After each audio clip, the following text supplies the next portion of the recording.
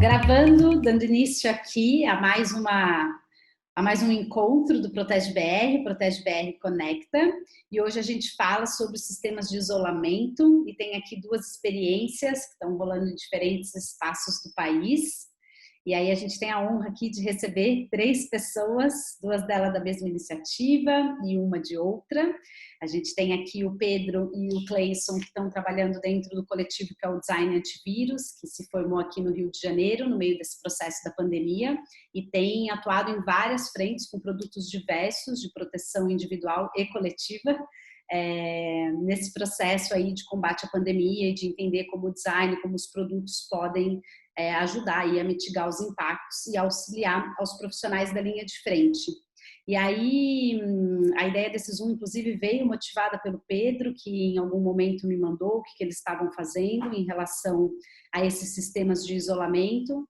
E aí, quando eu vi, conectei com o que eu tinha visto nas redes sociais do Motirô, que é o coletivo que o Wallace faz parte, que é uma galera que se formou no interior e na capital de São Paulo, que já se fez presente aqui no segundo ou terceiro encontro do Protege BR Conecta no Zoom, quando a gente falou sobre as máscaras CPAP. O Vitor que veio e contou todo o processo naquela ocasião, e aí a gente ficou em contato com eles, que estão aí atuando com super seriedade, produzindo uma série de equipamentos também, colocando para o Brasil inteiro num processo bem efetivo mesmo na produção desses produtos. E aí, sem demorar muito, vou passar aqui a bola, então, para o Pedro, contar um pouco de onde veio a ideia, como é que eles começaram a produzir isso. O Pedro é designer de produtos, se eu não me engano, ou talvez mais que isso, designer de muitas coisas. E aí ele pode contar um pouco para a gente, e aí depois a gente passa para o Cleison, que é da área médica e que também, enfim, está assessorando aí nesse processo da produção desse EPI, que não é uma EPI, é um equipamento de proteção coletiva em específico, e depois a gente ouve o Wallace sobre como eles têm feito isso dentro do Motirô. E aí a gente abre aqui para as perguntas, para as interações das pessoas. Então, enquanto eles estiverem falando, quem quiser já fazer comentário, colocar aqui no chat perguntas, dúvidas, comentários sobre o que eles estiverem falando, a gente já vai aqui coletando e depois, no final, eu vou encaminhando, no final das 3 apresentações, eu já vou encaminhando essas perguntas e essas considerações. A gente já vai agrupando. Então, fiquem super à vontade para interagindo pelo chat, que a gente está lendo tudo. E é isso, muito bem-vindos, muito boa noite e bem-vindos a todo mundo que está aqui participando desse encontro hoje. Então, vou passar a bola aqui, tirar o mudo do Pedro. Bem-vindo, Pedro. Obrigada por ter topado estar aqui com a gente, compartilhar um pouco do seu trabalho. Imagina, Gabi, eu que te agradeço, né? Você, perfeito, colocou toda a bola aí desse retrospecto até a gente chegar aqui, né? Desse namoro que a gente estava conversando ali de fazer essa live.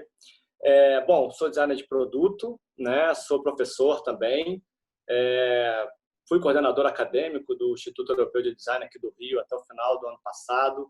Então, design de uma maneira bem transversal assim é um tanto da minha paixão e área de trabalho, com foco muito grande, claro, em produto, né? Sou designer autoral também. Isso são curiosidades desse momento, né? Eu sempre fui acostumado a desenhar mobiliário, objetos para casa, e aí agora a gente está desenvolvendo objetos de proteção para a vida, né? EPIs e, como você bem falou, EPCs. E a gente criou em março o Design Antivírus, né? Através de uma iniciativa de designers de produto, que já eram amigos e resolveram, né, de uma maneira voluntária, juntar um pessoal também da área da saúde, médicos, infectologistas, fisioterapeutas, engenheiros também vieram. É um grupo bem plural, né? Um grupo bem multidisciplinar, e que eu acho que isso é o grande diferencial, né, desse momento, é o grande ganho que a gente está tendo, essa troca toda de experiências e de conhecimento, sempre em cima de uma mesma causa, né, que é fazer o bem, que é desenvolver toda essa linha de produtos e experiências que estão sendo vivenciadas nesse momento, né? E aí o grupo já vinha desenvolvendo alguns APIs, né, entre eles os mais populares, aí os visores faciais. A gente está com um projeto de máscara que é bem interessante também, é uma substituta da N95, né, que a gente está buscando agora a parte de certificação. E veio essa demanda, né? Curiosamente, antes da demanda por esse EPC agora, veio uma demanda por um outro, que era um escudo de intubação, extubação de paciente, né? Através do Dr. Leonardo Feschhoff, que tem trabalhado bastante com o Jorge Lopes, que já fizeram live aqui, os dois também são fantásticos. E era justamente um EPC para desenvolver a parte de proteção do anestesista, enfermeiros, né? No momento do procedimento de intubação. Tivemos alguns poréns ao longo desse processo, né, principalmente a falta de capacitação dentro de todo esse momento tão urgente, tão inesperado dos próprios anestesistas no procedimento. E aí veio, na sequência, essa demanda através do Dr. Clayson, né, com essa ideia de de viabilizar um EPC que permitisse que algumas terapias fossem feitas, terapias não invasivas, que era uma das grandes questões que a gente estava tendo, né, que a gente está tendo nesse momento, né, todo esse problema do quanto esse vírus é contagioso, né, e no ambiente hospitalar você ter essa carga viral dele tão grande, o quanto isso gerava uma certa inibição de você não conseguir fazer uma série de tratamentos, né, que são tratamentos que geram muitos aerosóis que são dispersos no ar, né, e isso pode comprometer bastante a proteção de toda a equipe de saúde, né. Então veio essa demanda através do Dr. Clayson, né, para o desenvolvimento de um escudo, de uma caixa, né. A gente até hoje vem discutindo bastante, ele depois até vai falar um pouco também sobre isso, como é que a gente vai chamar esse equipamento, né, de escudo, de câmara, de caixa. E a intenção dele é justamente criar uma barreira física, né, uma terceira barreira, além das próprias máscaras, além do próprio visor facial, mas uma barreira que possa, de certa maneira, envolver o paciente e você não ter esse ar exalado por ele, né, durante esses tratamentos, sendo exposto no ambiente hospitalar, sem antes passar por um sistema de filtragem, né, que é basicamente o que esse EPC ele produz. E até curioso que a gente inicialmente pensou outras questões também, né, em cima desse próprio equipamento, da possibilidade de você trabalhar pressão dentro dessa caixa e isso também ser um facilitador desse processo de respiração.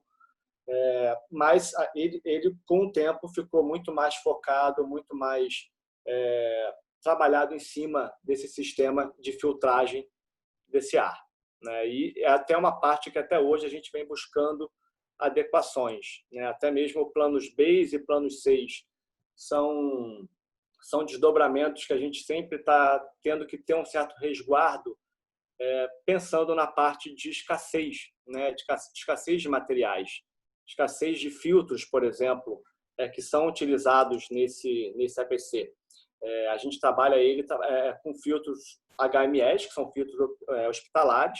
A gente vem trabalhando também com filtros EPAs, só que a gente sabe que a demanda por esses materiais agora, no Brasil, no mundo, é gigantesca, né? Então, você ter possibilidades de você ter escassez dele, dificuldade de substituição, é um ponto a ser considerado, né? E aí entra você começar a pensar planos Base e planos 6 para situações como essa, né? Isso ainda permanece no papel. Mas o projeto é basicamente em cima dessa função, da gente fazer essa filtragem do ar.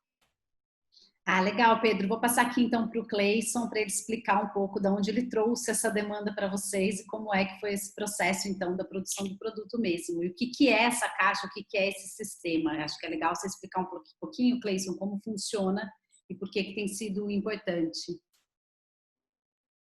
Espera aí. Eita, aqui pronto. Não, peraí que mutou de novo. Foi. Boa noite a todos. Eu sou o Clayson, sou fisioterapeuta, sou chefe no Serviço Federal aqui no Rio de Janeiro. Estão me ouvindo? Tá. E da onde surgiu isso, né?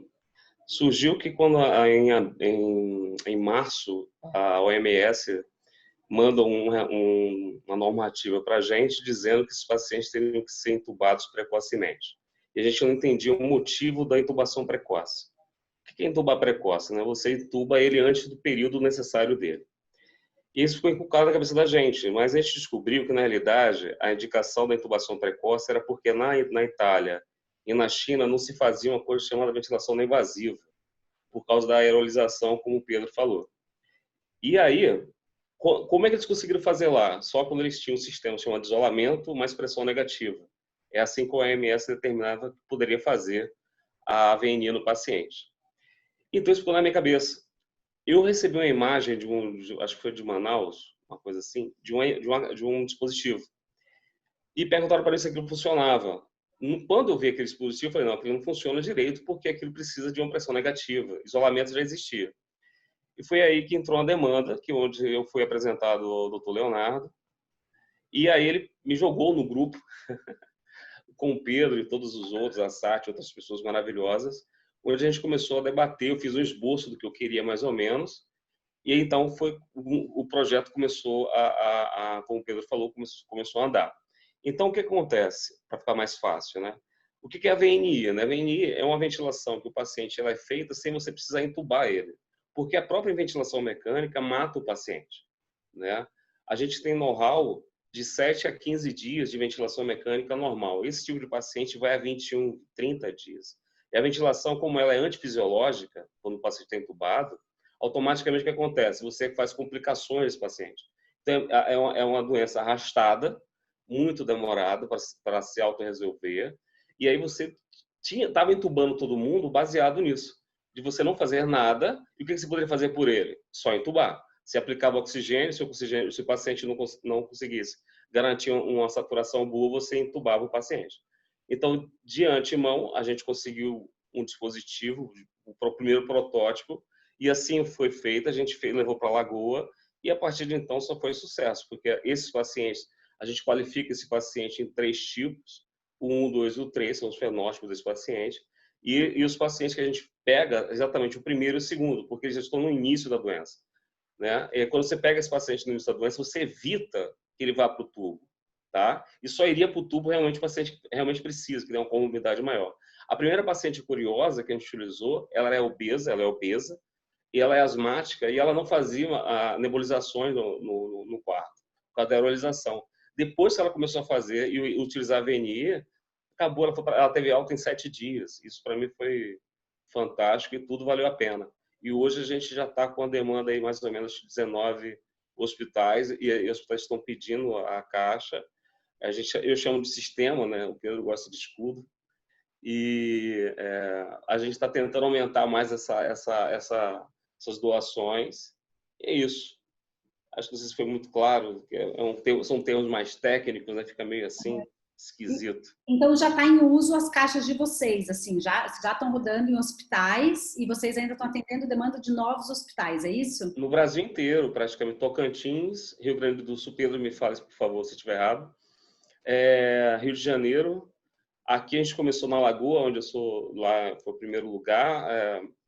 Vários hospitais federais, só hospitais públicos, né? No interior do Rio de Janeiro também está tendo boa aceitação. Inclusive, eu tive um depoimento de uma amiga minha, que ela é chefe de serviço também. Ela utilizou em 4 pacientes e só um foi para o tubo, ou seja, 75% dos pacientes se beneficiaram com o dispositivo. Isso para mim é muito vantajoso. E outra coisa também, você também diminui, você deixa o leito livre para o paciente que realmente precisa de fazer ventilação mecânica. Não é qualquer um, tá desaturando em tuba, e era isso que estava acontecendo. Então, está se perdendo muito paciente, né? E o projeto de... Desculpa. O projeto de Manaus que você mencionou é o da Samel, é isso? Isso, eu vi aquele dispositivo, e isso foi acho que foi no início de março, e realmente ele tinha deficiência. Inclusive houve até um questionamento lá pela AMIB, né, que é a Agência de Medicina Brasileira de Interação, de intensivista. E aí depois a gente foi vendo, eles até evoluíram também o dispositivo, se eu não estiver enganado. Acho que a gente recebeu com a última com exaustor, né? E a gente entrou em todos os processos de dificuldade de obter realmente um fluxo contínuo. E essa foi a parte mais difícil, né? Eu fiquei muito frustrado na primeira vez que eu coloquei o exaustor e não funcionava. E não era aquilo que a gente estava tentando conseguir o resultado. Inclusive, a gente tirou até o vácuo do hospital, que dentro do leito do paciente você tem um sistema de vácuo que a gente usa para aspirar o paciente. E não funcionava, então meio que frustrou o negócio. Aí foi aí que entra o Cristiano Pontes, que possivelmente deve aparecer por aí daqui a pouco. Eu postei aqui no chat a notícia onde tem esse projeto da Samel, que é um projeto feito com o Instituto Transire, e tem toda uma documentação aberta na internet, então quem tiver interesse está aqui nos chats para olharem. Bom, vou passar a bola aqui para o Wallace, para ele contar, e aí depois a gente vou fazendo aqui perguntas para tentar materializar isso. E aí, Wallace, se você quiser já contar o que exatamente... como é composto esse sistema, tem bastante gente que está entrando aqui que é do campo do design, da engenharia, e gente que está produzindo outros tipos de produtos. Então, se você quiser aprofundar um pouquinho no que envolve a produção dessa caixa, desse sistema, desse escudo, pode ser legal também.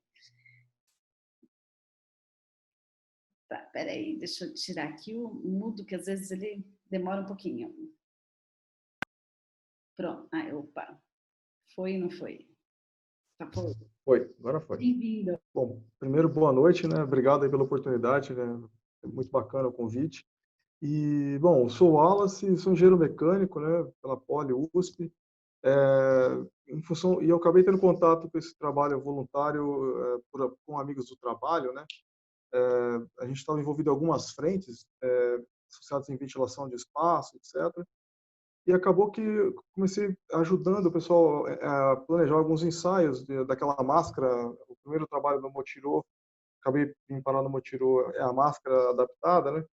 E esse grupo foi crescendo, na busca de mais doações por máscaras. A gente foi identificando grupos que estavam fazendo a mesma coisa que a gente e acabamos juntando várias iniciativas e formamos o Motirô, né? É interessante.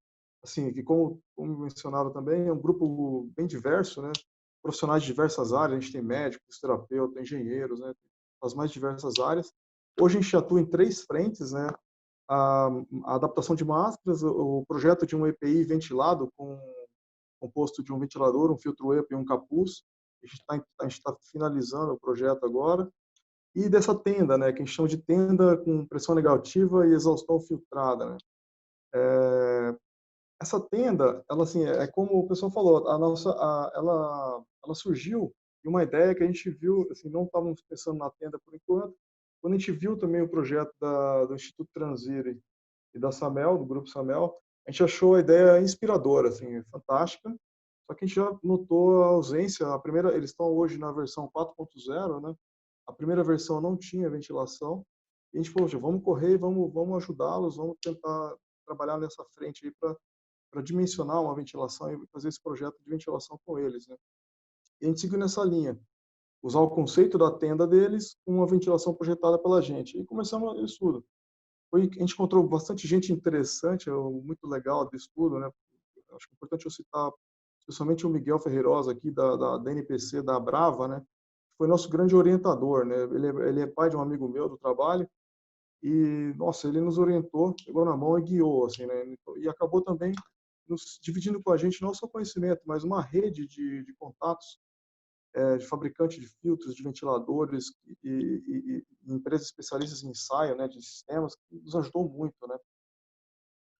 Basicamente, a nossa tenda, ela assim, qual que é o principal objetivo dela? É gerar pressão negativa, né, e fazer uma exaustão garantindo um número expressivo de troca de ar dentro daquele volume, para garantir conforto e qualidade do ar ali dentro também, tá?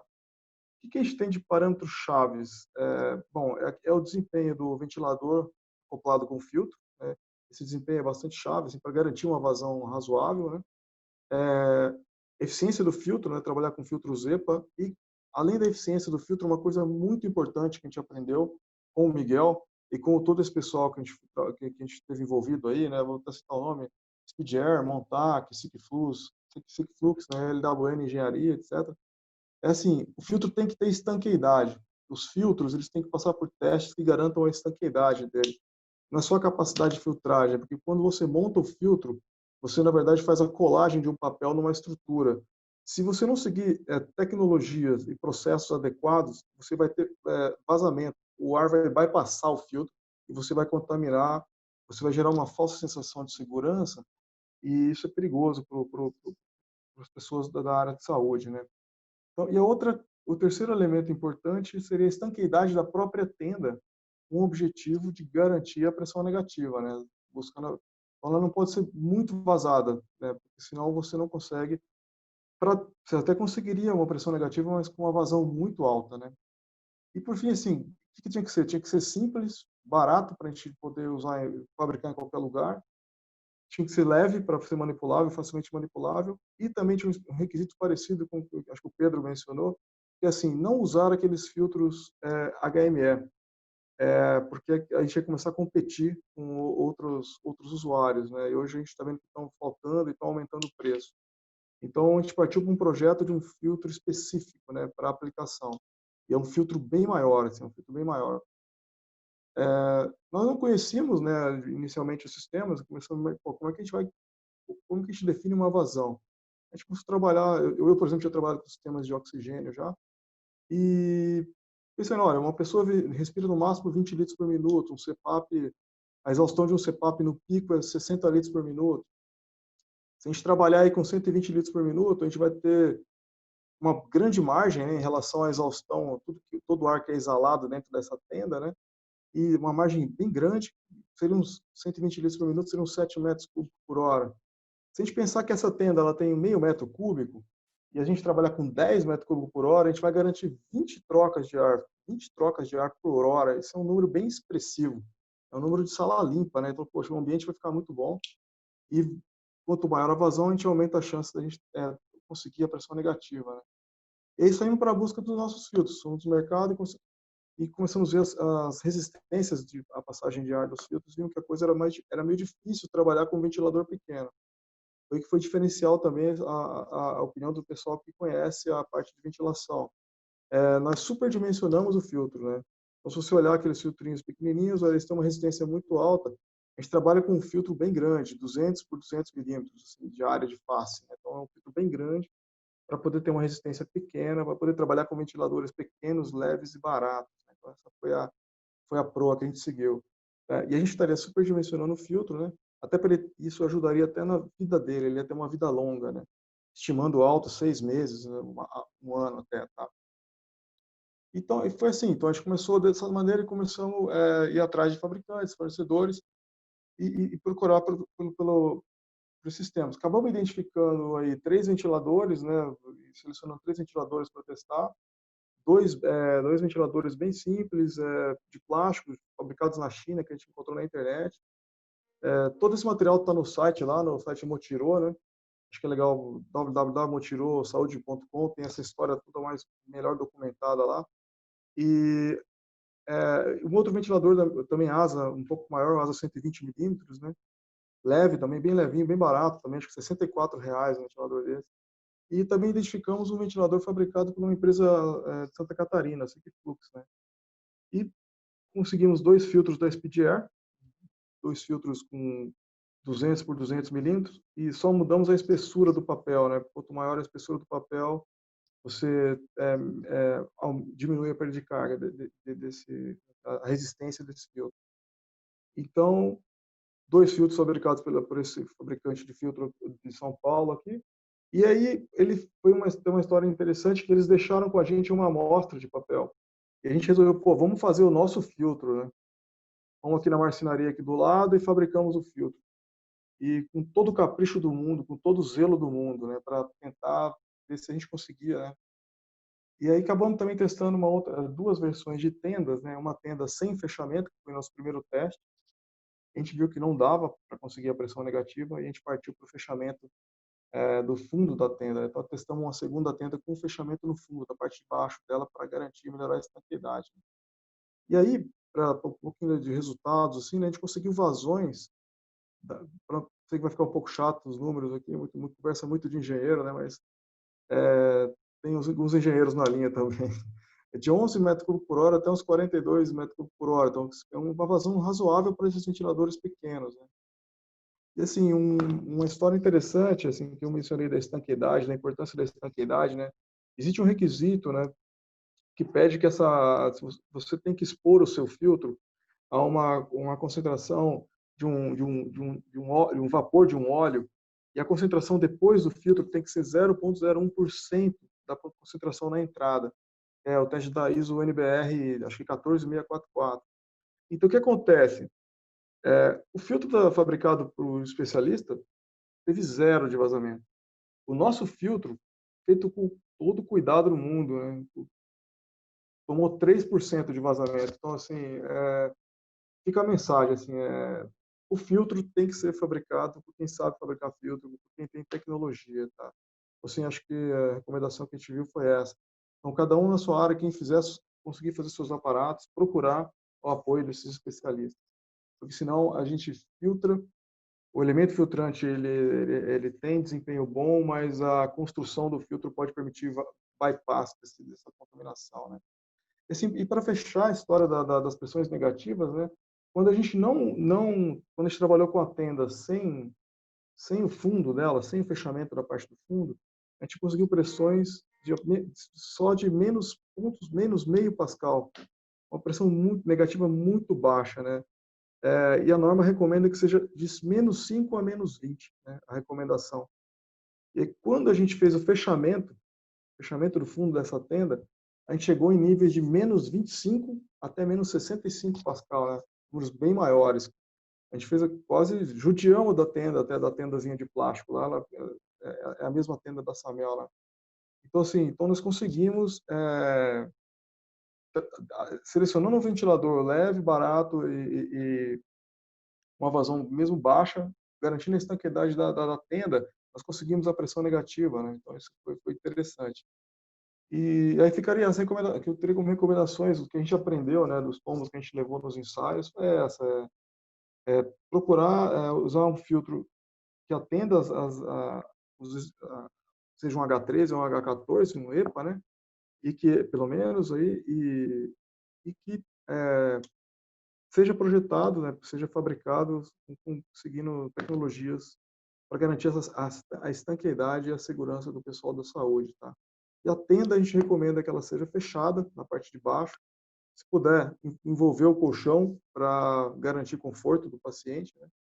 E é isso, a estanqueidade da tenda e ter uma vazão mínima ali para garantir um número bom de trocas, né, para garantir qualidade também do ar e cuidar da estanqueidade do filtro, né?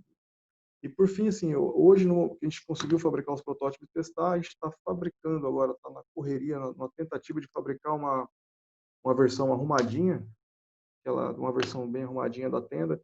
No site vocês podem ver as fotos lá, ela é bem arrumadinha, mas assim, não é uma versão de teste de desempenho, não é uma versão para a gente fazer teste clínico, né?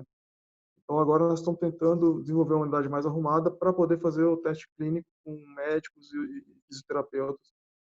E saiu no passado, né, uma ressalva da Sobrafir sobre o uso desses dispositivos. A nossa ideia, inclusive, era trazê-los para conhecer, né, conhecer o produto e reescrever aquelas ressalvas ou as recomendações juntas, né, conhecendo o desempenho desses sistemas. Né? Acho que é isso. Obrigada, Wallace. E só Obrigado. para então deixar claro, vocês estão numa fase de prototipar ainda com os agentes de saúde, isso ainda não está em uso nos hospitais. Não. A gente tem já os requisitos, os componentes todos. O nosso problema hoje é a fabricação da tenda. Uma tenda toda com velcro, zíper, toda assim, bem fabricada para que a gente possa levar no hospital, né? Estamos nessa fase agora. A gente já fez os testes de desempenho, conseguimos vazões, conseguimos pressão negativa, ela é leve, ela é barata, mas falta a parte mecânica da tenda mais arrumada.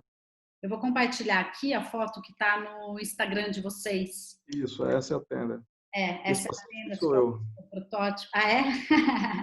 Acho que é o protótipo aqui, que é o que está nesse... Essa é uma das versões que tem o ventilador. Nós temos duas versões, o ventilador que fica acoplado na própria tenda, né, que é uma versão um pouco mais leve, e essa versão é com ventilador externo à tenda, que está conectado à tenda com uma mangueira, dá para ver. E vocês usam o PVC e o plástico mesmo, a ideia é essa? Exatamente, a ideia é essa. Ah, legal. E aqui já mostrando a página do site do Motiró, que eu coloquei aí no chat, onde tem aqui o detalhamento sobre o que é que eles estão fazendo em relação a essa tenda, com pressão negativa e exaustão. Tem aqui toda uma especificação técnica, os testes, o que foi feito. E aqui um tanto mais de foto também dos equipamentos todos, dos aparatos, aquela mesma que está no Instagram, mas tudo aqui mais detalhadinho. Então fica aí o convite para quem quiser, enfim, olhar com mais calma. E aí pergunto aqui pro Pedro, a tenda de vocês, vocês estão usando outros materiais, né? Não é um esquema do plástico, conta um pouquinho mais para a gente sobre os detalhamentos técnicos de materiais, e se você tiver imagem, senão eu abro aqui nesse mesmo esquema, dando um share da tela, ver como você quer fazer. Tenho imagem aqui também. Sim, a gente usa outros materiais, né? A gente está trabalhando com PETG, na produção da câmara, né? Da parte no qual você está com o paciente ali dentro. E o sistema que trabalha a exaustão, né? E aí o Wallace foi perfeito em todas as colocações que ele trouxe, que são pontos que a gente trabalhou também, a gente ainda trabalha, né? Essa parte da estanqueidade, ela de certa maneira também é replicada para a máscara, né? Para a máscara que a gente está desenvolvendo, porque é uma máscara com respirador. E aí o mesmo problema você tem ali também, né, de você ter a garantia que o ar só está passando pelo respirador, e aí com o filtro tendo essa estanqueidade também. E a gente custou um bocado, né, em trabalhar essa parte da pressão negativa, que está relacionada também com a vazão do ar, né, de qual tipo de sistema de exaustão que a gente vai usar com potência suficiente, que dê uma vazão do ar, no qual você garanta que aquele ar dentro da câmara está sendo renovado, né, com a devida necessidade. E aí a gente chegou ao ponto no qual a gente testou, inclusive, o motor, né, sistemas de exaustão de aspirador de pó, né, o motor de aspirador de pó. Ele, curiosamente, trouxe uma vazão muito boa quando testado. Testamos diversos outros, né, ventoinhas, entre tantas outras que tem no mercado.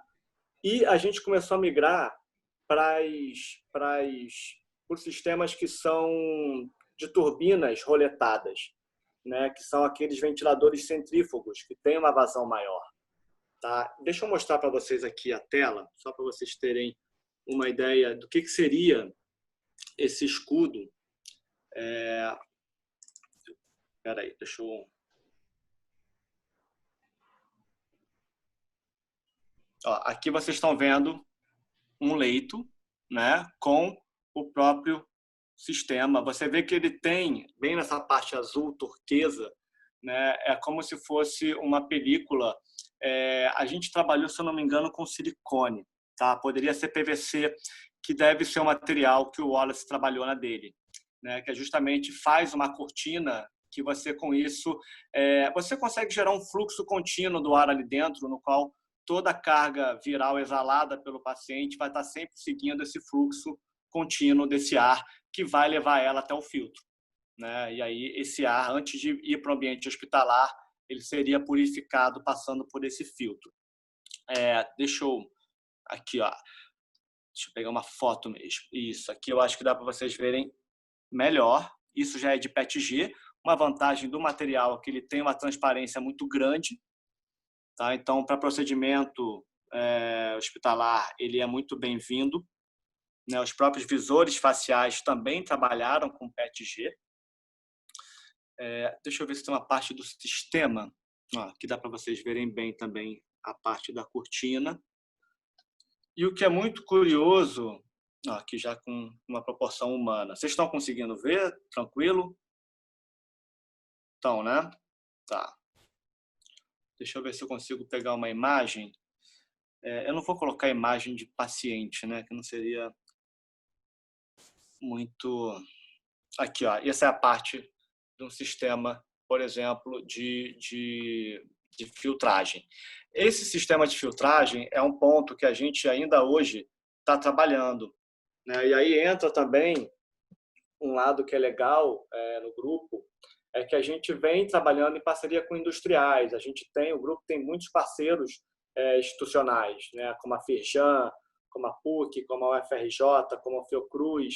E isso vai criando uma rede de contatos e de trocas que é muito positiva, né, e muito facilitadora também. Então, por exemplo, nesse EPC, a gente conseguiu fazer o trabalho com 2 indústrias fluminenses, né? Uma delas trabalhando a parte do PETG, né? Essa caixa, e aí eu coloquei a questão do escudo de intubação e extubação ali no início, porque foi um tanto curioso. A indústria que está produzindo os escudos, as caixas ou câmaras, né? Para a gente está sendo a mesma indústria que estava fazendo os escudos de intubação e extubação. E a gente, inclusive, fez uma adequação das caixas que eles já tinham produzido, né, para se transformarem nesse novo EPC. E a parte de ventilação é uma outra indústria, né, também parceira, que está desenvolvendo, inclusive, um motor, né, num sistema de ventilação centrífuga que consiga trabalhar exatamente esse ponto que o Wallace trouxe para a gente, da vazão do ar e da pressão negativa, né, que a gente teve uma dificuldade enorme de conseguir produção aqui no Brasil, né? A gente está tendo muito essa carência nesse momento, porque o mundo inteiro está, né, essa mesma questão que a gente, nesse mesmo contexto. Então, todo lado de importação, por exemplo, está prejudicado, né? Está complicado. E aí volta novamente o ponto que o Wallace também trouxe, de ter o plano B e ter o plano C, né? De você ter outras maneiras de você realizar essa filtragem do ar que não seja unicamente com a necessidade dos filtros EPAs ou do filtro HME ou dos filtros que a gente tem disponível no mercado, que ainda estão no mercado, mas que podem, por acaso, ali na frente, seria uma dificuldade de você obter. Então, a gente vem... Desculpa. Oi? Pode falar. Desculpa. Não. A gente só vem buscando essas outras possibilidades, né, que não demandem somente o filtro. Sim, já perguntando sobre isso, porque da mesma maneira que o filtro EPA pode vir a ser mais escasso de encontrar, o próprio PTG, às vezes, dependendo da localidade onde você está, também não está simples de encontrar, e os preços cada hora mais abusivos, assim, né? Da pandemia para cá, acho que é o item mais inflacionado aí, inflação de 1000% no PTG, e fico imaginando que teve um porquê dessa escolha, embora eu acho que ela encareça, né? Porque o projeto do Wallace, por exemplo, que vai no PVC, no plástico, materiais mais simples, com certeza isso barateia muito. Não é um impeditivo usar um material que é tão mais caro? Por que vocês fizeram essa escolha? E aí depois passo também para o Wallace responder do porquê dessa escolha do material. Perfeito. Sim, né, tem um porquê, ele tem uma questão de ser um material com uma transparência muito boa, muito adequado para o ambiente hospitalar. Tem um lado que tem que ser considerado, né, da reciclabilidade da matéria-prima, né? O PETG ele vem do PET, né? Um polímero que você tem um índice de reciclagem que te dá uma certa facilidade. A gente, em todos os projetos que o grupo desenvolveu, a gente considerou esse ponto, né, da escassez de materiais.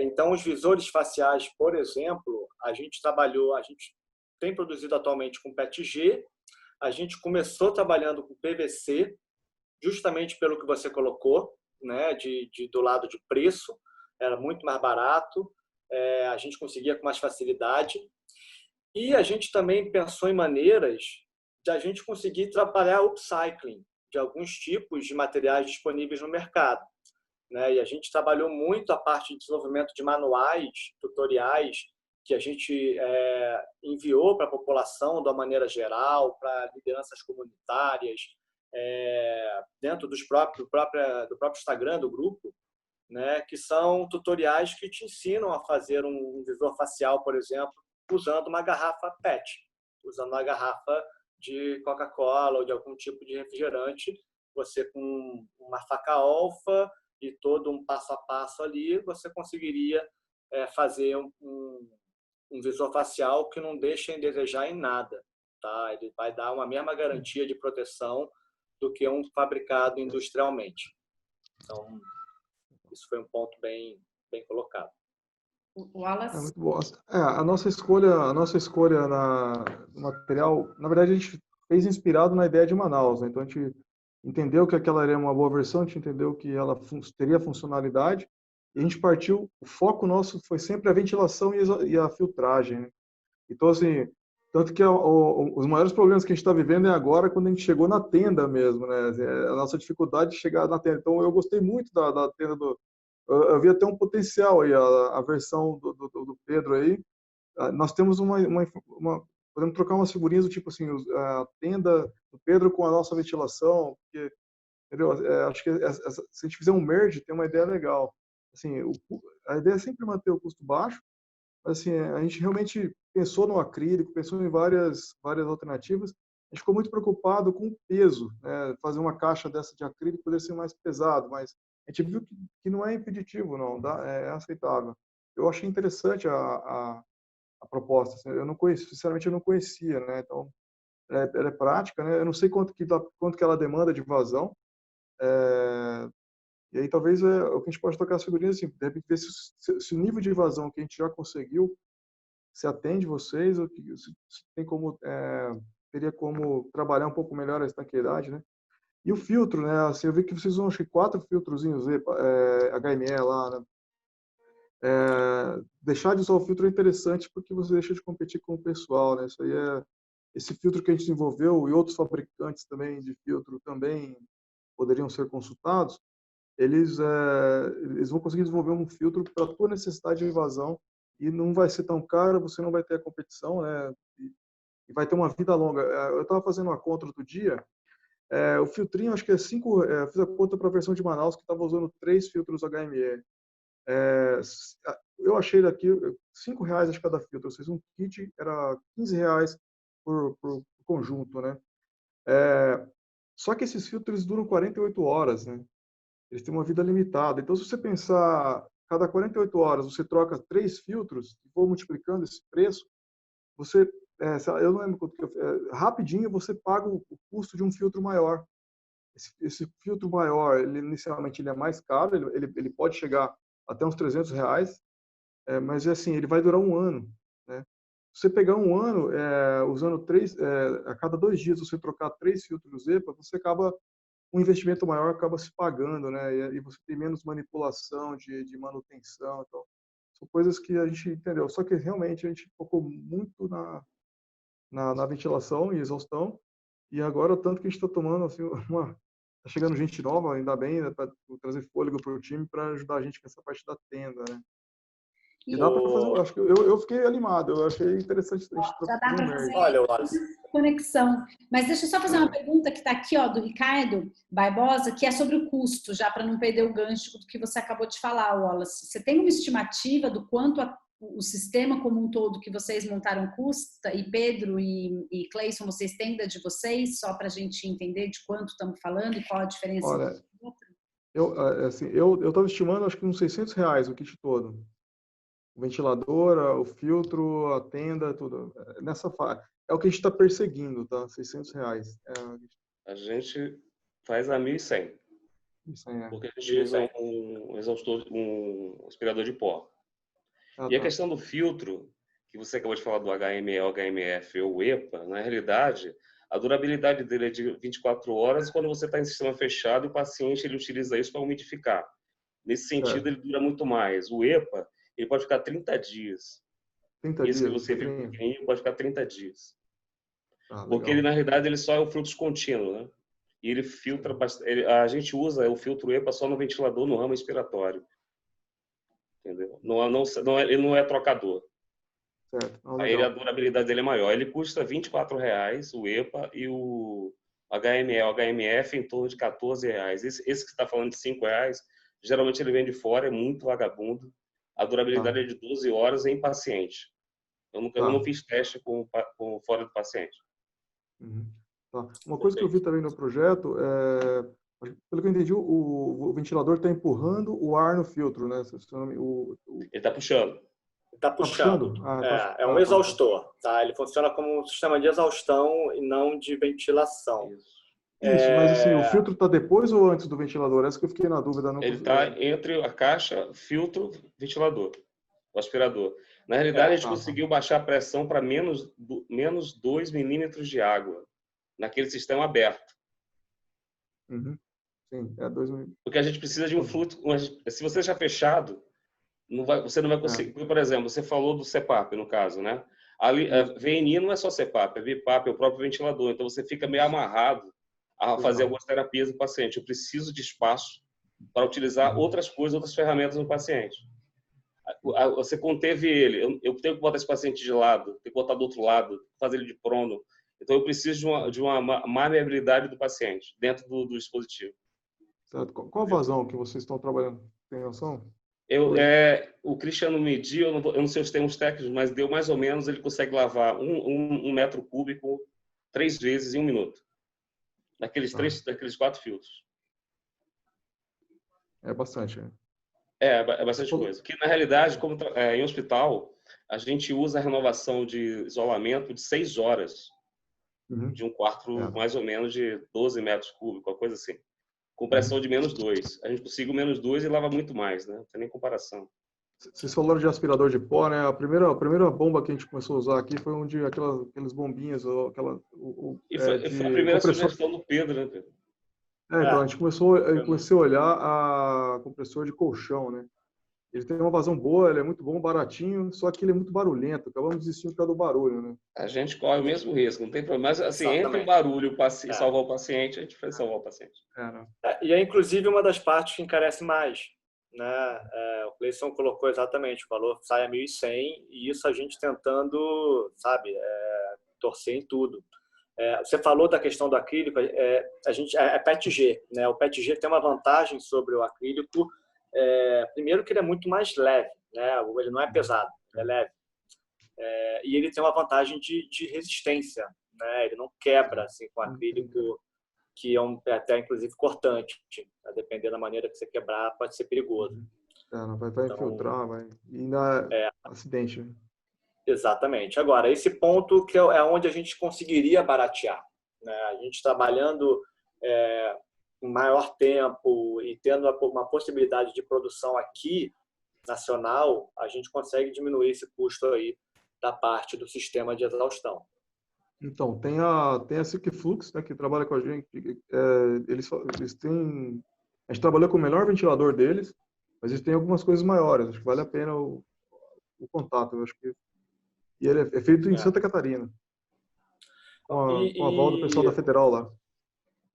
E tem outros 2 pontos que eu acho que são interessantes também. Um é esse lado do plano B e do plano C, né, que a gente, de certa maneira, colocou no papel, não avançamos por conta da pressa disso tudo, né, e a gente precisava colocar em produção e botar os protótipos para serem testados e conforme o resultado a gente vai adequando. Mas a gente considerou a possibilidade de trabalhar essa parte da filtragem desse ar, trabalhando com luz UV, né, também, com um sistema no qual ele passasse através de um canal de luz UV, e também com a parte de temperatura, né, com um sistema que a gente conseguiria botar esse ar ali a uma temperatura altíssima e sair voltando à temperatura normal. Eu cheguei, inclusive, a sugerir, por conta de um trabalho meu anterior como pesquisador, trabalhar com pastilhas Peltier. Pastilha Peltier faz um efeito físico de você esquentar de um lado e refrigerar do outro. Legal. E aí, a gente teve alguma experiência com UV também, né? A gente fez umas pesquisas com UV, não exatamente no Motirô, mas no grupo de trabalho. Até o Ricardo Barbosa fez a pergunta e trabalha comigo, então prometeu as perguntas difíceis, né? E UV, o que nós encontramos de artigos a respeito é que, assim, para a superfície ele funciona bem por causa do tempo de exposição. O artigo que a gente viu a respeito de uso de UV com fluxo de ar, a questão era só vai ficar exposto mais que 16 segundos. E aí é difícil, a vazão tinha que ser muito lenta, né? Então é a grande dificuldade. Agora a gente pode usar o UV para ficar esterilizando, por exemplo, o filtro, né? Mas o ar mesmo, a gente pensou nisso também, aplicação no trabalho e acabou que não era muito difícil conseguir por causa do tempo necessário de exposição, né? Perfeito. E a mesma questão para o lado da temperatura, né? A gente também tem esse mesmo ponto. Quanto tempo a gente precisa expor essa carga viral a 100 graus, acima de 70 graus, ou até numa temperatura mais alta, né? Porque isso é exatamente o que você pôs certeiro. Isso é o X da questão, né? Para você poder desenvolver o sistema. Legal. E pensando em replicabilidade, assim, pensando em como a gente faz para estimular que outros grupos, outras pessoas em outras partes do país possam também se estruturar como vocês se estruturaram para começar a produzir isso localmente em outras regiões.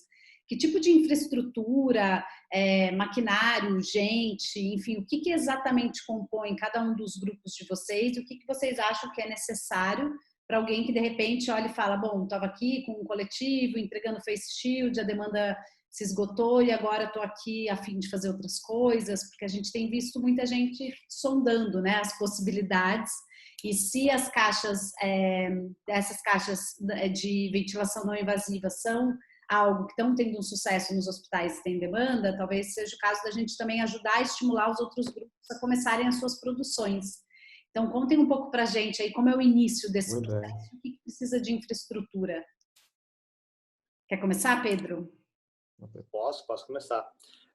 Bom, o curioso é que no grupo a gente tem já, por exemplo, um médico que é de Porto Alegre, né, que é o Dr. Diego Kurtz.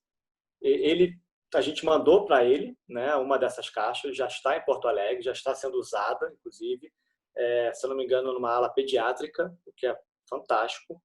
E aí ele já está justamente trabalhando de conseguir replicar isso lá. No nosso caso, não é tão complexo. Uma indústria que trabalha com polímeros, e a região sul tem muitas, né, consegue desenvolver a parte da caixa, do que eu chamo de escudo, com facilidade, né? E o sistema também, né? O ponto-chave só ali é o exaustor que a gente está usando, né? Que até então tem sido um motor com uma exaustão de aspirador, né? Só que esse seria o ponto, talvez, de maior dor desse processo. E para outros lugares, eu acho que é entrar em contato com a gente. A ideia do grupo é a gente compartilhar ideias, entendeu? Então, é isso aí. O projeto de vocês está aberto? Vocês compartilharam especificações técnicas? Tem esse espaço para, de repente, ajudar outros grupos em outros contextos? Sim, a gente vem colocando todos os projetos em Creative Commons, né? E então, quem quiser, a gente faz toda a parte de instrução, como é que faz. Com os visores, a gente produziu, por exemplo, em Manaus, né? Os visores a gente produziu em São Paulo também. A gente quase produziu em Fortaleza, através de parceiros, né? No caso do visor facial. Então, sim, para a gente, a nossa ideia é compartilhar. E dá para pensar sem ser uma indústria de polímeros, numa infraestrutura mais simples, as pessoas que estão, por exemplo, com acesso aos maquinários de universidade, Fab Labs, Makerspaces, é viável de pensar em fazer a caixa? Sim, é viável, dá para você, aí talvez você teria que fazer adequações, né? Adequações na arte final que vai para uma máquina. A gente teve um exemplo desse que foi muito bem sucedido com os próprios visores, né? Os visores começaram com uma produção muito focada em manufatura aditiva, né? Com as impressoras 3D, com o pessoal da PUC, fantástico. Depois migrou para laser, né? E aí o grupo a gente bateu através de faca gráfica. A gente bateu com gráfica que você tem de montão em qualquer lugar do Brasil.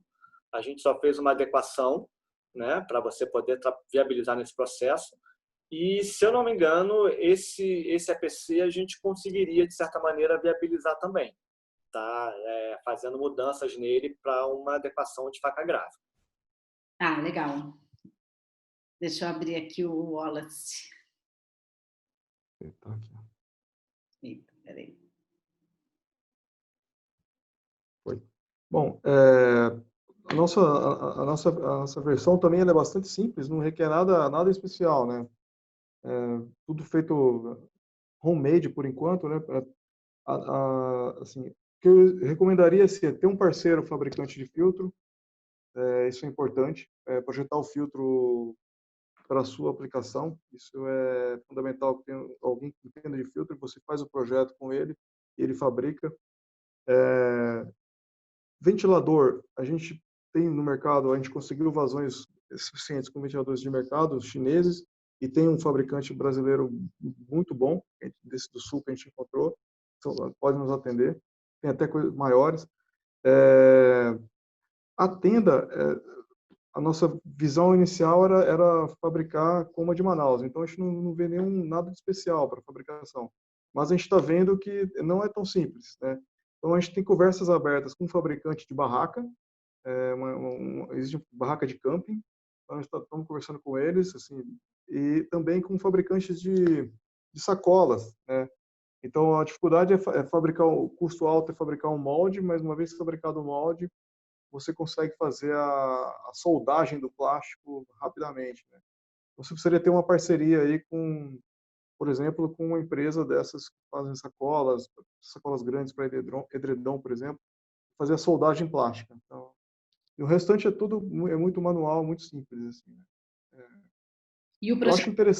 acho muito interessante, eu senti falta nisso, as pessoas procurarem as universidades, sabe, as empresas júnior, o pessoal tomando uma surra, assim, cara, tem tanta gente que conhece, né, tem tanta faculdade espalhada no Brasil, assim, eu acho que procurem essas pessoas, assim, isso seria muito interessante. Eles ajudariam nesses projetos, né? Tem muita gente em casa que poderia estar ajudando. Acho que assim, eu procuraria responder essas parcerias, assim. Eu E, vi, e as no caso de especificações... Manaus, né? No caso de Manaus a gente teve bastante, trocou bastante figurinha com eles, fez bastante recomendações, algumas foram ouvidas, outras não, né? Assim, tem universidades, então, eu acho assim, se associa a esse pessoal, que eu acho que tem. E no resto é tudo muito simples, é mãos à obra. E Acho que as é isso. especificações técnicas são aquelas que estão na página e vocês estão Só na alimentando página. tempo, e também quem entrar em contato consegue, enfim, conversar com você. Elas estão abertas no site, nós temos lá um fórum de discussão que vão mandando perguntas, a gente vai respondendo. Estão abertas. Todo dia chega gente nova no grupo, o grupo Motilô também está aberto, sabe? Obviamente a gente conversa, vê qual que é o interesse, a possibilidade de ajudar. E esse sangue novo chegando também ajuda bastante, porque a gente vai cansando, né? Então, teve uma época que a gente fazia reunião todo dia das 6h30 às 8 da noite. Então, chegou uma hora que ninguém aguentava mais. Claro, Então, assim, as pessoas novas têm ajudado. Então, tem sido uma ah, experiência muito muito interessante. legal. Bom, se alguém tiver aqui alguma questão, aproveita para colocar, que a gente está chegando aqui ao fim. Vocês têm algum outro ponto que vocês gostariam de trazer? Algum de vocês três? Alguma coisa que a gente não cobriu, não falou por aqui, que vocês acham que é importante mencionar? Fala, Cleison. Temos uma vaquinha virtual. Manda já o link da... Eu não sei o site. Boa. Ainda tenho. Eu vou passar para você. Estou procurando aqui no Google enquanto isso. Tem também. A Boa, gente Cleiton. já está em R$20 mil, 20 ou 21, uma coisa assim. Foram 22 cápsulas, ou seja, dispositivos, e a demanda continua, eles estão pedindo. Isso Porque que houve divulgação em massa aqui no Rio de Janeiro, né? E a gente não teve apoio do governo. Eu acho que eu sinto falta disso, do apoio do governo. A gente tentou também.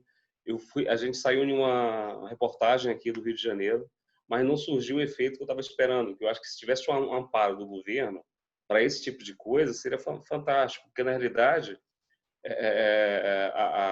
eu tive 30 pacientes que foram embora dentro de um mês. Foram para casa, não foram para o tubo. Então, assim, a resolutividade é muito alta, né? E o profissional, inclusive a gente está fazendo uma pesquisa, ele tem um medo, mas quando ele vê o dispositivo, ele faz, entendeu? O medo vai embora, você consegue fazer as coisas do paciente, coisas que você não fazia antes. Então, eu acho muito ficar sozinho, nadando, sem ajuda. A gente não tem força tem um para protocolo fazer isso. médico de uso, um protocolo que foi já distribuído, ou que vocês estão trabalhando em cima? Porque eu lembro... O protocolo é comum, já é nosso. Todo mundo já usa VNI normalmente, né? O único empecilho era a areolização e contaminação. Como você está fazendo isso, então você pode fazer qualquer coisa no paciente. E vocês passaram por Anvisa, alguma coisa? Como fica essa história de regulação em relação a esse equipamento? Não, ainda não teve esse critério, não.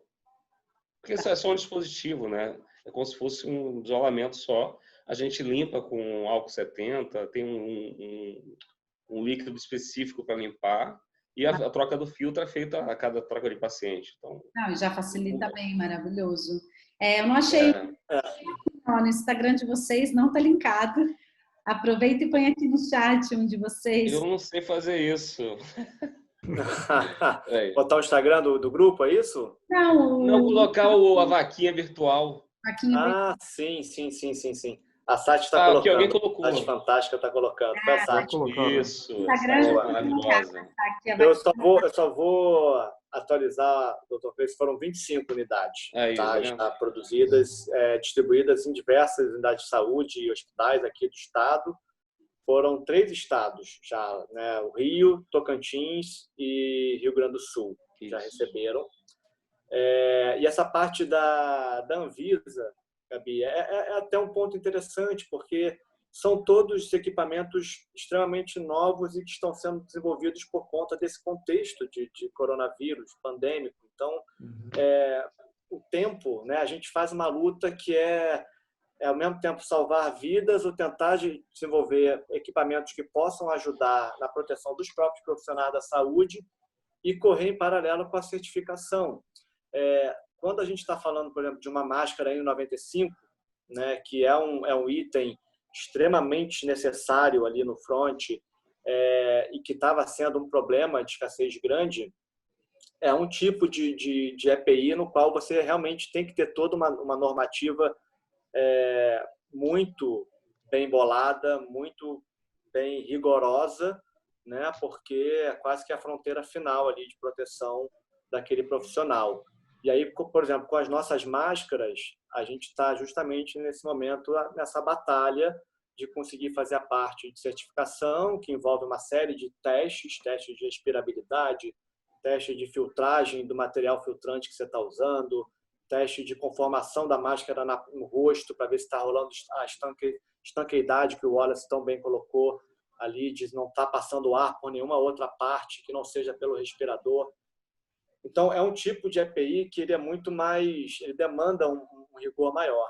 Esses agora, da mesma maneira que o que eu falei antes, os escudos de intubação e extubação, é tudo novidade. Então, está sendo ainda testado e realmente a gente vai chegar nesse momento que vai ter que ver toda a parte normativa, né? E o lado de asepsia a gente considera sempre, né? Inclusive é um dos pontos que a gente trabalhou o PETG também, né, em detrimento do PVC, por exemplo, que ele é muito mais fácil de fazer asepsia, é simples, né, do que um outro que seria mais complicado, que às vezes não é tão rígido, que pode ser um material muito maleável e complica. Pedro, então, você mencionou assim, logo que saiu a tenda de Manaus, a Sobrafir lançou aí umas ressalvas, né, da questão da aerolização, né? Assim, com essa pressão negativa, vocês conseguiram aí os 2 milímetros de coluna d'água, que são 20 pascal, né, menos 20 pascal, o mesmo que a gente conseguiu também. Então, acho que você resolve essa questão. Você está garantindo ventilação, troca de ar, bastante troca de ar. Nós também estamos com essa mesma ordem de troca de ar que você. Eu estou com 25 metros por hora, estou trocando 50 vezes. Em uma hora, você está trocando acho que 60. É a mesma ordem. Assim, e depende muito do volume também. Nosso volume é um pouco maior. Eu vi que o volume nosso é umas 3 vezes maior que vocês.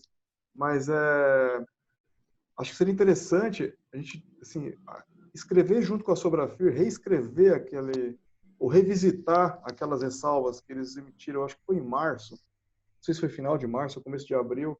Logo que foi em resposta à publicação da Samel. Assim. Teve essa publicação, né? Saiu esse... Assim, a gente tem hoje elementos que um grande número de trocas de ar e pressão negativa. A gente consegue, nós estamos tentando esse contato com eles também para reescrever aquilo lá, para tirar qualquer impossibilidade de usar essas alternativas aí, aumentar a segurança da. Então, tem outro problema também. Posso falar rapidinho com ele? Porque também existe uma não recomendação de fazer veneno no Brasil. Você ouviu falar sobre isso ou não? Não, essa não. Então. Aí o buraco é mais embaixo. Isso que eu tô te falando. E na realidade fiz uma revisão, tem uns 20 dias isso, e lá fora só faz VNI no paciente. Assim, todos os artigos que eu encontrei, a VNI ela é bem-vinda, comparando com ventilação invasiva ou com uma coisa chamada de alto fluxo. Então ela é melhor. E aí você vai entrar em um gancho político, né?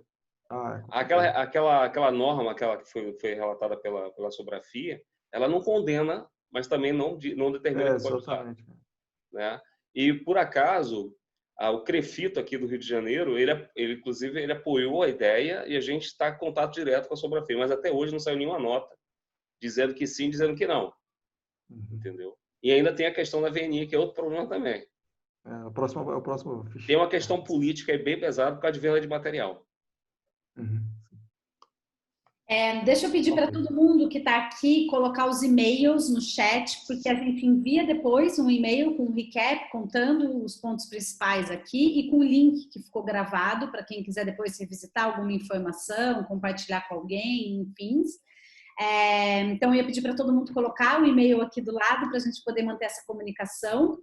E queria pedir para vocês três deixarem os e-mails ou os contatos oficiais para quem assistiu, teve interesse, quer começar a produzir localmente, ou quer se voluntariar na iniciativa de vocês, ou tem alguma ideia, ou enfim, o que quer que seja, possa entrar em contato diretamente e a gente vai aí fazendo essas pontes e ajudando as pessoas a se conectarem. Assim, a ideia do Protege BR, ele surgiu muito no contexto da pandemia, né, muito na ideia de tentar conectar as iniciativas que estão produzindo. A gente viu muita coisa surgindo no país e achou que a gente podia dar essa contribuição de juntar essas pontas. Então, daqui a gente espera que pessoas que estão aqui quietinhas no chat assistindo entrem em contato, um e-mail, disso vocês criem coisas em conjunto, ou alguém que tem uma ideia aí do como fazer para chegar nos 8.000 faltantes da vaquinha do design para chegar nos 25 para atender as demandas de hospital que eles já têm na mão, ou como escalar isso. Então, qualquer que seja ajuda, que seja financeira, de apoiador e financiador, ou questões técnicas, ou grupos makers espalhados pelo país, que estão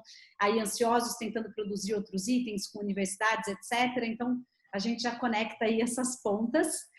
E acho que fica aqui muito clara a possível colaboração entre vocês. Acho que tem, de um lado, aí o Wallace muito envolvido nas questões do filtro, o Pedro e o Cleison muito envolvido nas questões do design da caixa, enfim, usando outros processos. Então, acho que quanto mais vocês conseguirem juntos entenderem em que contexto faz sentido A, em que contexto B, documentar e devolver isso de alguma forma, facilita um grupo que esteja começando agora, entrando em contato com isso hoje, de repente vai se deparar com a mesma dificuldade, fala, putz, não vou usar PET porque na minha região não tem, mas sei que eu posso usar plástico, então dá para fazer assim ou assado, porque as possibilidades, elas são muitas e variam dos contextos das pessoas, né?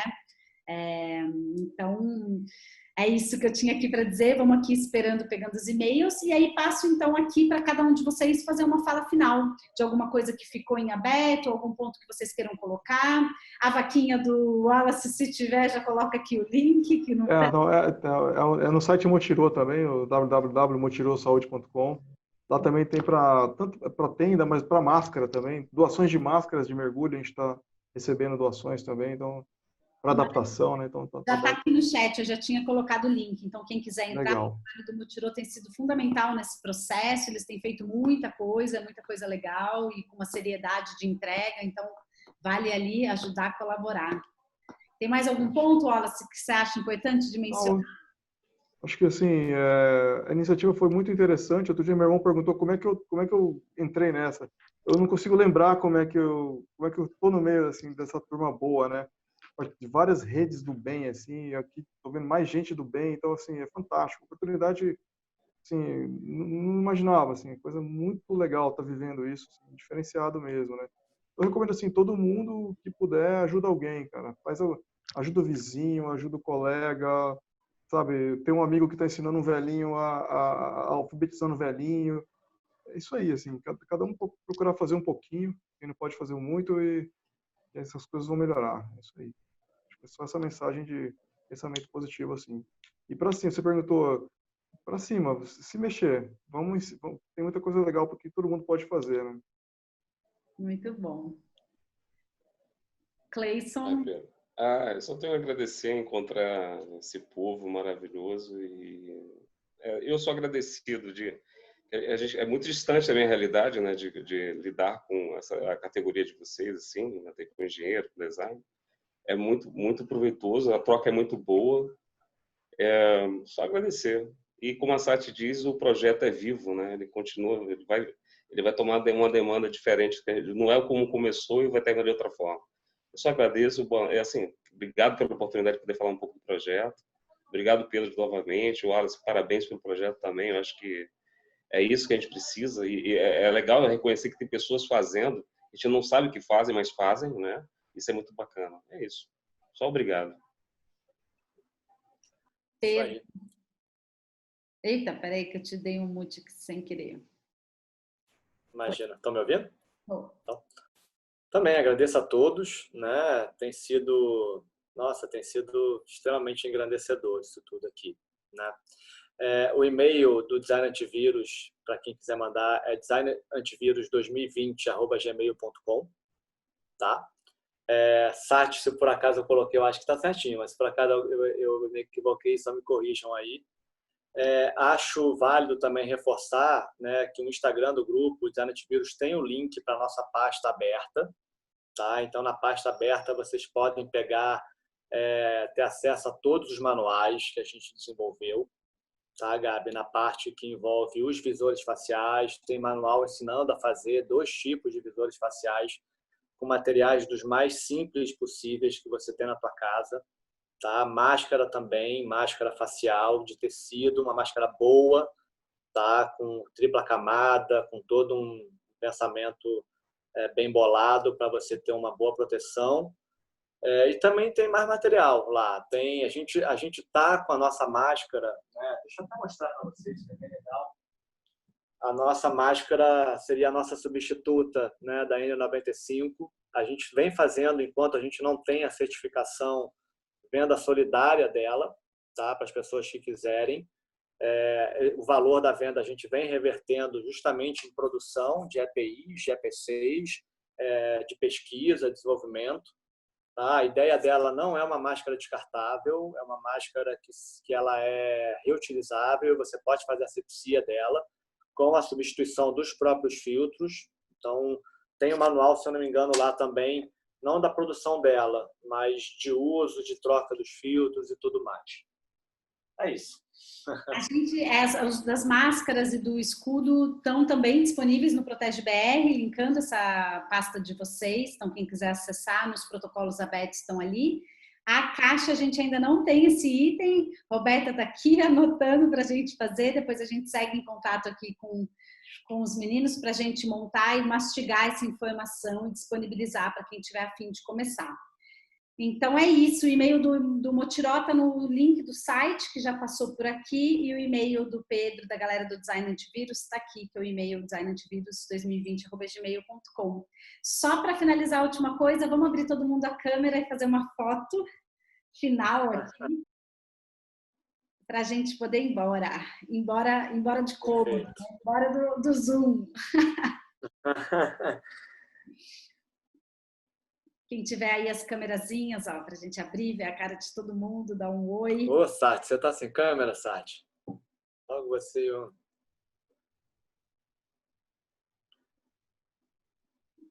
E, ó, pessoal.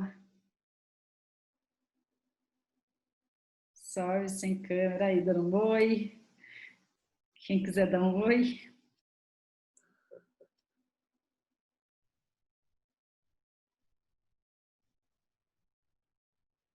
Estão perguntando se já feita a venda das máscaras. Meu áudio tá ligado ou não? Tá ligado. Tá. Pode fazer a solicitação ou pelo próprio e-mail, né, ou pelo Instagram do grupo. A gente vem anotando e vai produzindo. Tá? Tem algumas cores, inclusive.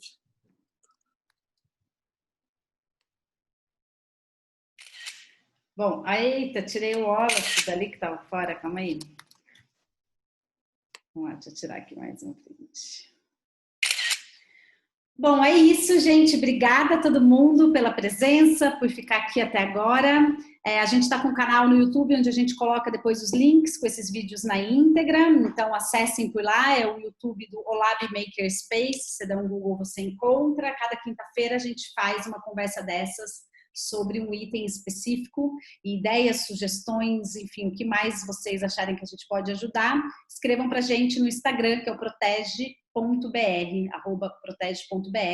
Estamos aí nesse processo de tentar ver como é que a gente facilita essas conexões. Então, obrigada, boa noite e até a próxima semana. Um beijo para todo mundo. Tchau, tchau. Beijão, Gabi. Obrigado, hein?